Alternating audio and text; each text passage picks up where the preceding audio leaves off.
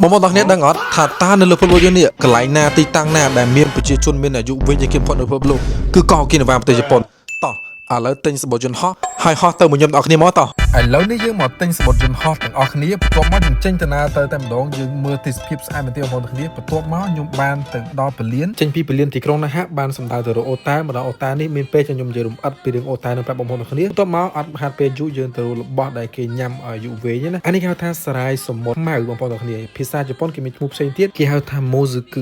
គឹនឹងគឺគេញ៉ាំដូចជាបន្លែខ្មែរយើងដែរគេដាក់ជាមួយនឹងស៊ុបគេដាក់អីចឹងណាប៉ុន្តែនៅតែតំបន់អូគីណាវ៉ាទេនៅខាងតូជុំវិញតូក្យូគឺគេអត់សូវញ៉ាំទេវាអត់សូវពេញនិយមចឹងបងប្អូនគ្នាហើយម្ហូបដែលខ្ញុំញ៉ាំនេះឈ្មោះថា shabu shabu នេះគឺគេជាទូទៅអត់ញ៉ាំជាមួយម៉ូស៊ឺគឹទេគេញ៉ាំទៅជាមួយបន្លែផ្សេងប៉ុន្តែនេះ shabuបែបអូគីណាវ៉ាអញ្ចឹងបានគេដាក់ម៉ូស៊ឺគឹនឹងញ៉ាំជាមួយគ្នារសជាតិវាមិនឆ្ងាញ់ទេបងប្អូនគ្នារៀងសាបរៀងភ្លាវប៉ុន្តែយើងញ៉ាំជាមួយបន្លែផ្សេងឆ្ងាញ់ហើយបើចង់រកម្ហូបបែបហ្នឹងនៅតូក្យូអីប្រហែលជាពិបាករកតែបងប្អូនគ្នាទាល់តែទៅរកនៅអូគីណាវ៉ាអត់បានញ៉ាំអញ្ចឹងណា